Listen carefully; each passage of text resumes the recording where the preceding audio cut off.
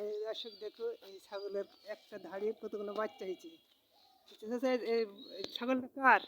ছাগলটা আমার। কোনটা গো? ছাগলটা কার? আমার।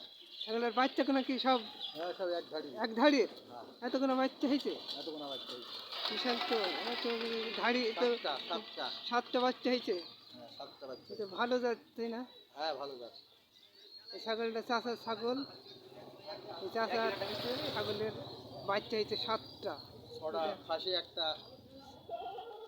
ছটা খাসি, একটা পাটি। একটা বাটি।